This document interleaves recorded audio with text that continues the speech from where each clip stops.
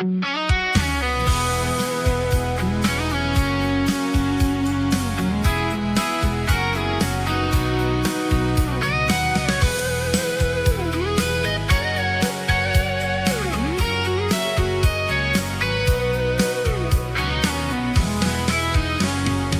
through to Borame Tam chuan atma Cham dam fa de ta Pathian thil ti the na O cross me ten pusi trin pase Min choi sang tu Ka chuang zel fo van che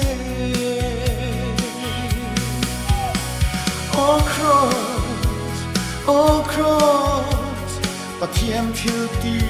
thế na. Oh cross, ka vang ai sang che.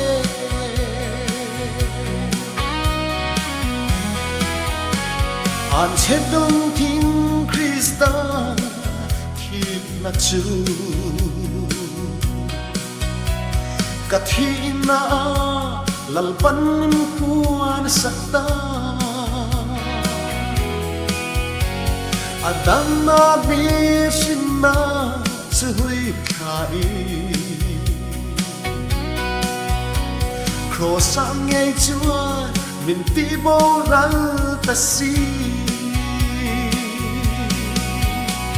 Oh cross Pathian thil ti thế na Oh cross Ka vang ai sang che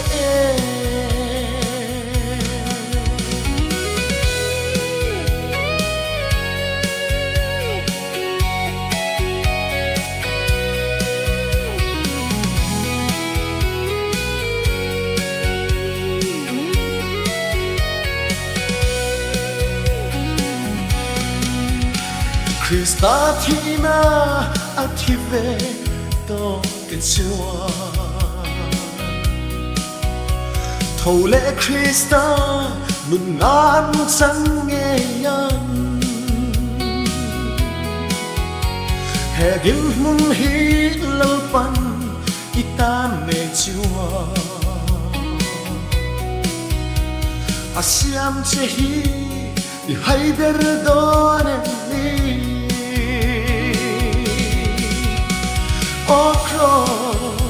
Oh cross, Pathian thil ti thế na Oh cross, ka vang ai sang che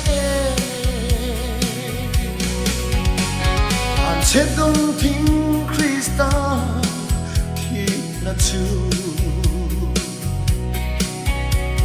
Ka thi na lalpan puan sakta Adana bishina chui khai Crossang ngay chua min ti bo dal ta si Oh cross Pathian thil ti thế na